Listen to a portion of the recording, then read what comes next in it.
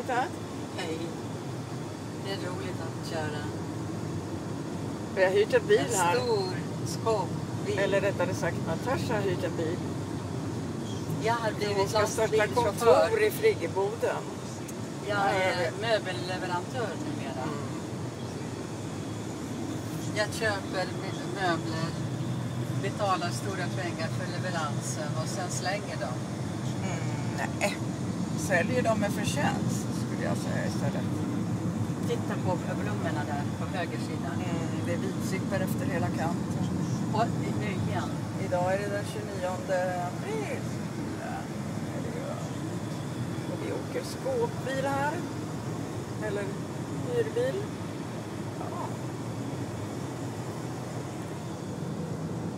Och här är jag. Hej. Och här är jag. Och här är jag. Och här är du.